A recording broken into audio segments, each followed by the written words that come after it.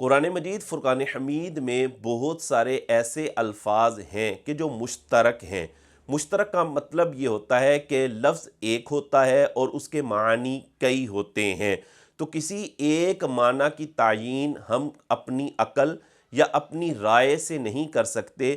اس کے لیے باقاعدہ مفسرین نے اصول مرتب کیے ہیں، انہی اصولوں کی روشنی میں ہی ہم لفظ مشترک کا کوئی ایک معنی متعین کر سکتے ہیں۔ اگر ہم اپنی عقل یا اپنی رائے سے کوئی ایک معنی متعین کریں گے تو اس میں بہت ساری غلطیاں اور خرابیاں پیدا ہو سکتی ہیں۔ انہی الفاظ میں سے ایک لفظ ہے عبد، یہ بھی مشترک ہے۔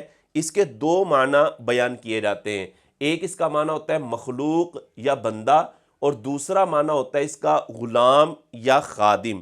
اس بارے میں مفسرین نے ایک اصول بیان کیا ہے، اور وہ اصول یہ ہے کہ جب عبد کی نسبت اللہ رب العزت کی طرف کی جائے گی تو وہاں پر یہ پہلے والا معنی مراد ہوگا، یعنی مخلوق یا بندہ، اور جب عبد کی نسبت غیر اللہ کی طرف کی جائے گی تو وہاں پر یہ والا معنی مراد ہوگا، یعنی غلام یا خادم۔ پہلے کی مثال دیکھیں، جیسے قرآن مجید فرقان حمید سورہ بنی اسرائیل میں اللہ رب العزت نے ارشاد فرمایا سبحان الذی اسری بعبدہ، کہ پاک ہے وہ ذات کہ جس نے اپنے بندہ خاص کو سیر کرائی۔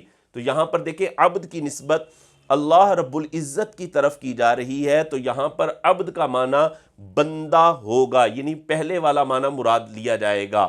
اور دوسرے والا معنی کی مثال جو ہے وہ یہ ہے، جیسے قرآن مجید فرقان حمید میں اللہ رب العزت نے ارشاد فرمایا وَأَنكِحُوا الْأَيَامَ مِنكُمْ وَالصَّالِحِينَ مِنْ عِبَادِكُمْ، کہ تم نکاح کرو اپنے میں سے ان لوگوں کا کہ جو بے نکاحے ہیں، اور وَالصَّالِحِينَ مِنْ عِبَادِكُمْ، اور جو تمہارے غلاموں میں سے نیک ہیں ان کے بھی نکاح کرو۔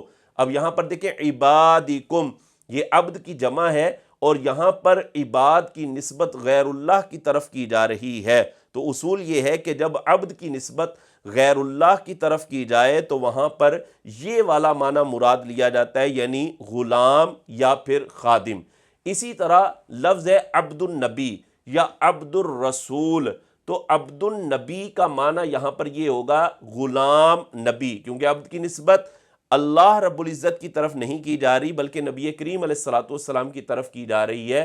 تو عبد النبی کا معنی ہوگا غلام نبی، اور عبد الرسول کا معنی ہوگا غلام رسول۔ تو جس طرح غلام نبی یا غلام رسول نام رکھنا درست ہے، اسی طرح عبد النبی اور عبد الرسول نام رکھنا بھی بالکل درست ہے، اس میں کسی قسم کی کوئی خرابی نہیں ہے۔